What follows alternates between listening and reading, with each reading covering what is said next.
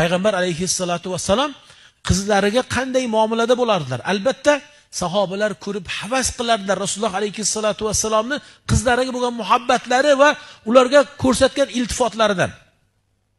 Hattoki qarang, har Fatima onamiz kabi qizlarini ko'rganlarida nima dedilar? Marhaban bi ummi abiha dedilar.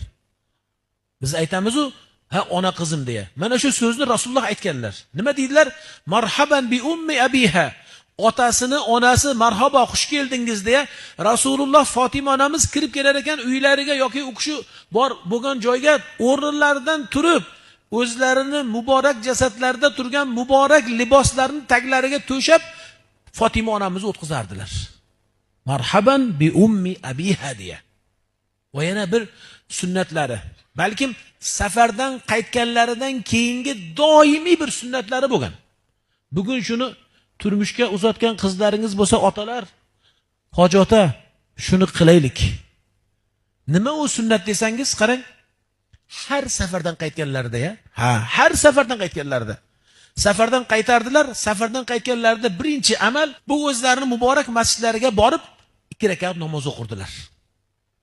Ibodatlarini qilardilar. Keyinchi xonadonlariga, qaysi bir yumushga, bozorga, do'konga shunday bir amalga ketarmidilar? Yo'q. Ummahatul mu'minin onalarimizga ham bormasdan Fatima onamiz uylariga borib birinchi qizlarini ziyorat qilardilar. Qani aytsinchi, qo'l ko'tarsa, men unga kitob olib kelganman. Bir mas Shafoatul Qur'oni Karim, Mustajab duolar, Muallimul Thani kitobimizni olib kelganman. Mard bo'lib aytsin. Kim umrida bir marta bo'lsa ham safardan qaytganida to'g'ri uyiga bormasdan turmushga uzatgan qizini ziyoratiga borgan? Kim? Qilganlar bo'lsa ko'tarsin. Yoshlar, sizlar ko'tarmang, hali qizingiz voyaga yetmagan. Otalarga aytayapman. Kim safardan qaytganida uyidan avval yoki bir yumushidan avval keldi, safar, hatto tuman safaridan keldi. To'g'ri borib, bu Rasulullohning sunnati ekan deya qizini birinchi ziyorat qilganlaringiz bo'lsa, qo'lingizni ko'taring.